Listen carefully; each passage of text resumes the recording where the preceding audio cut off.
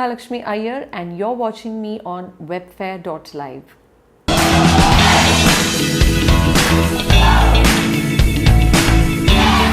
My late mother was an extremely wonderfully trained Carnatic classical vocalist, and I guess that's where music came into my genes. I'm a Mumbaikar, and whilst growing up, my mother noticed that we had a little more flair for singing Hindi or Hindustani music or North Indian style of music.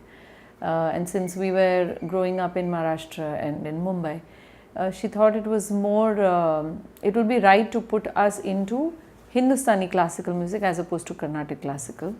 And that's where we sisters, me and my elder sisters, started learning Hindustani classical music. So it was kind of instilled in me that music is something that is going to be a part of my life. It did not enter my head that I could take this up professionally. I just didn't have the confidence or didn't have the kind of guidance in those days to tell you. But it was during that and those couple of offers that came kind of made me believe that I could take it to the next level and perhaps take it professionally. And the much dreamt of wanting to do playback realized a little later. But I started my journey with singing for jingles, advertising campaigns. I must have sung for nearly 4,000-5,000 jingles in my career so far. And more importantly, I got to work with some absolutely fantastic music producers, music directors, composers like Louis Banks and Ranjit Bharut and Ashok Patki and Shankar, Ehsan, Loy. I always had a flair for languages. Singing jingles was where that got, a little more lease of life, because I got to sing so many languages, and that also stood me in good stead later for my film playback, because I sing in a lot of languages. I do playback in various regional films and various languages. And so that was the journey, that was the beginning, and slowly I got into television, singing for television serial titles and songs in the series, and slowly moved to film. Films was the last, but definitely the most looked.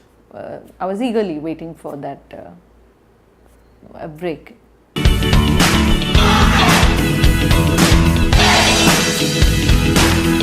I was already singing for the trio before I started doing films, because they were also one of the most successful music producers for the advertising world.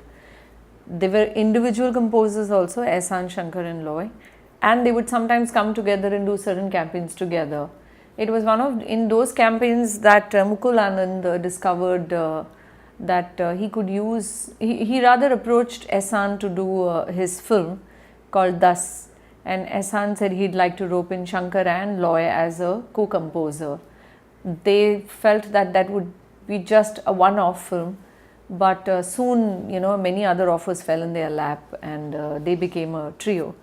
And my association with them was since the jingles and all those television serials that I had sung for the title songs for them individually also. So when they signed a new film, automatically or luckily I got a song to do for them, and post that I've done very many film songs with them. In fact, most of my successful songs, popular songs, are with Shankar, Ehsan, Loy. And my association with them continues till this day. Very, very comfortable working with them. It's been a wonderful experience with them.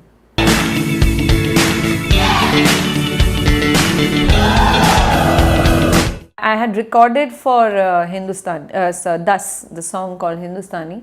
But in the same week, I went to Chennai and recorded a very small part in a film song called Ae Ajnabi from the film Dil Se. So I always say this, it was a double debut for me. I mean, and with two of the most sought after music directors of our country. And yes, working with Rahman Sahib has been absolutely a dream come true. When he asked me that I just have a small part for you in this song, I said, no, it doesn't matter. Even if it's a word, I don't mind. I just wanted to not lose this opportunity. Literally, there was just one word, Paki Paki Pardesi in that song. Working with him has been an absolutely fantastic experience and a learning experience, because he knows how to extract the best out of an artist by very gently pushing and very gently encouraging the artist. He gets, these very spontaneous takes out of you. So learned a lot from him, and it's just been fabulous.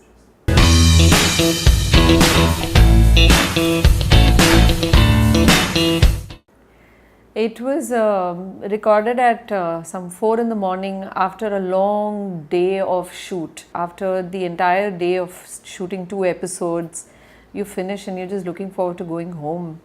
And he says, "Do you want to come and do a song right now?" And drove all the way to Worli, recorded that song. Sukhvinder ji had already done his portion. And we, like I said before, he likes to experiment a lot with the song. Each line, and he likes to give it a little twist every time you sing it. So I absolutely had no idea that it would be part of an international film, to say the least. It made its way into Slumdog Millionaire, which happened to be 10 balls, one of the biggest hits that year. And the icing on the cake was when it was nominated both for Oscar and Grammys. So it's a Grammy winner and an Oscar, and I keep joking that that little nail, or one small part of the nail of that Oscar, belongs to me. It was a wonderful experience, and what more can an artist ask for? I mean, my name is there in the credits as co-singer in that song. It's a big high, a very big high.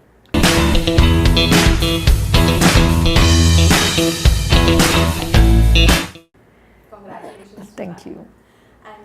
And you have sung in so many languages. It's just going on and on. So that makes us wonder, how many languages do you actually know you can speak in?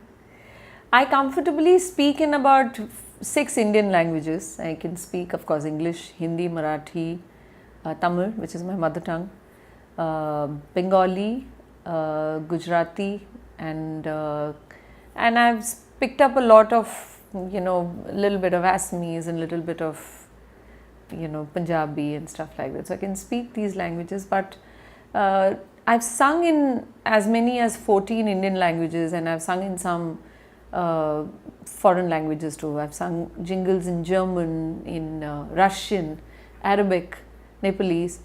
And like I said earlier, I have a flair for languages. I love languages. I love the way it sounds. I think each language it's beautiful and has a certain weight and intonation and sound to it.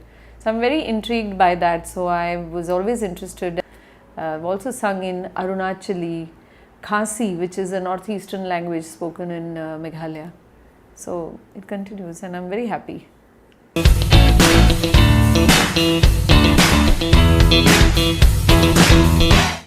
I write it in Hindi, and then usually there is a supervisor from whosoever, the language supervisor. So I sit with him or her, write it down, and write the meaning to. If it's a regular romantic song, you know how it is sung. But if not, then I try and write down the meaning of certain words.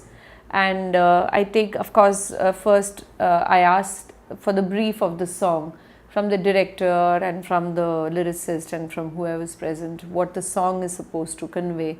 If it's a romantic song, if it's not, or for whatever other kind of song. And I try to, get that expression while singing. And knowing the meaning of certain words allows you to express that song better.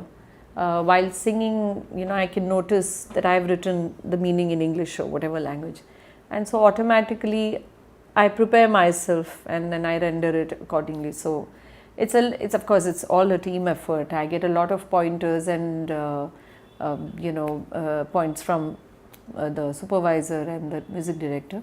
But yes, largely I try and use my experience. Like you said, every language is different. The way a romantic song in Hindi is sung is slightly different from a South Indian. The whole mood is slightly different. So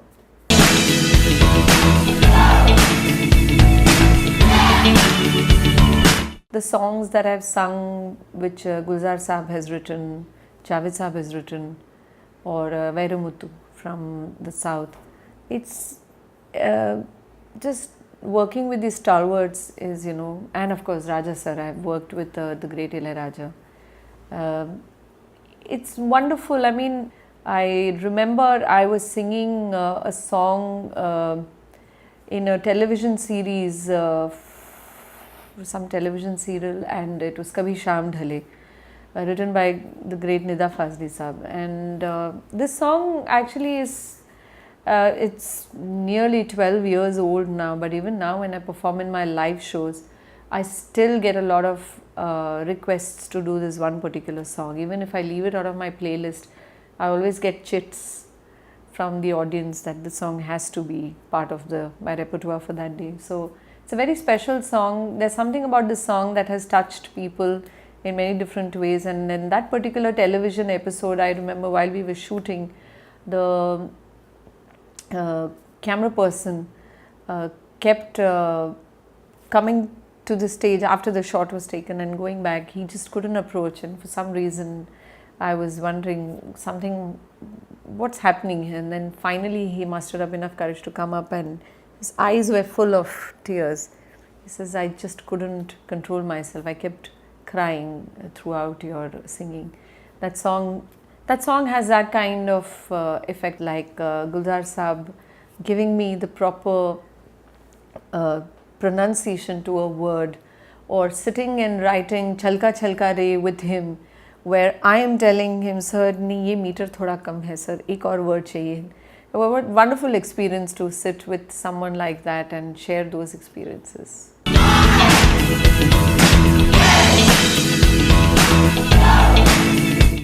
Music is always evolving. Music has been changing. I mean, what you heard 30 years ago is absolutely not what you hear now, and it's going to keep on changing. There will be new trends, there will be new fads that will last just for a few months or a year or two, and then in between there was a spate of songs with double entendre, or double meaning, double edge, and that wasn't a very welcome so I think, but that was also a phase that died out, and right now the phase is slightly different. There's more electronic.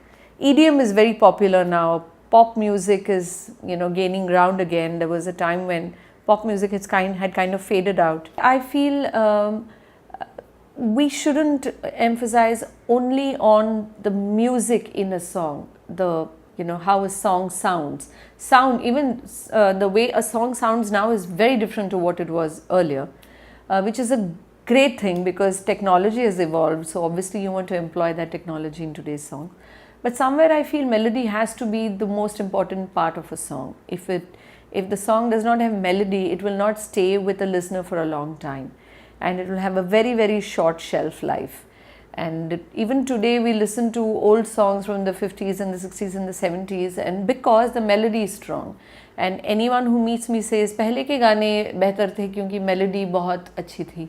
So I hope that even now melody is given more importance than just the dressing. It's like the substance is more important than the shadow, as they say. So I would like to see more melodic content in a song, and yes, I'm very open to experimenting with new styles. Like I said, dubstep is a new form of music which has been employed. So yes, it is evolving at every stage, and melody should rule.